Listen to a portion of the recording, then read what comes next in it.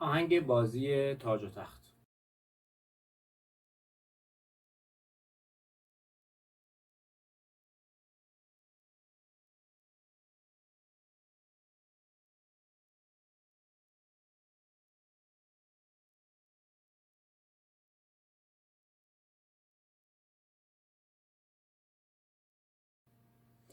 این آهنگ گیم آف ترونز رو از روی این کتاب میزنیم، کتاب آهنگ‌های جاودانه برای ویولون. کتاب بسیار خوبی هست، گردآوری تنظیم از آقای حبیبی هست.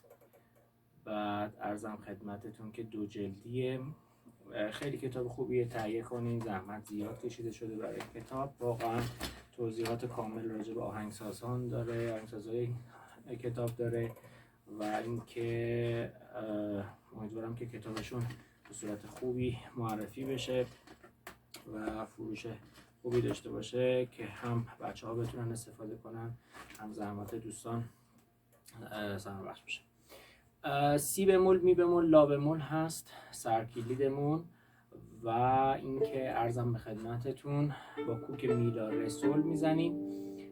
6 ضربی هست، هر چنگ برابر 1 شماره میشه سل دو می فا سل دو می فا سل دو می فا سل دو می فا سل دو می بکار می فا سل دو می فا سل دو می فا سل دو می فا سل دو می فا سل دو می فا ره فا سی می ره فا سی می ره دو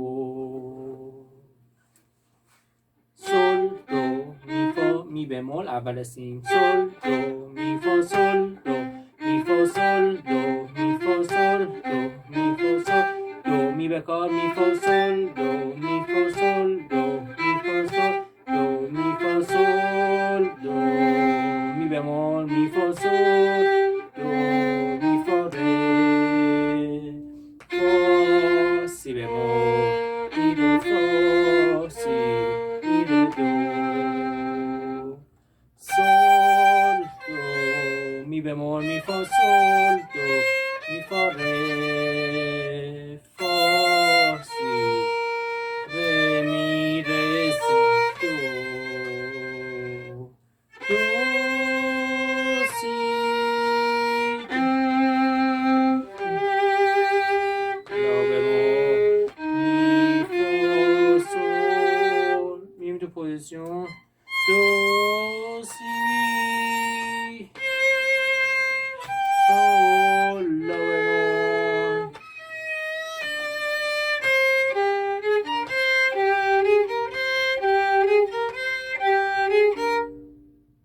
دو سل لا بمول. انگشت چهارم میگیریم دو سل لا سی دو سل لا سی دو سل دو سل لا سی سکوت لا سی دو سل لا سی دو سل لا سی دو. تقدیم همه شما عزیزان، دوستان درخواست کرده بودن آماده کنیم که درباره موضوعتون کرد.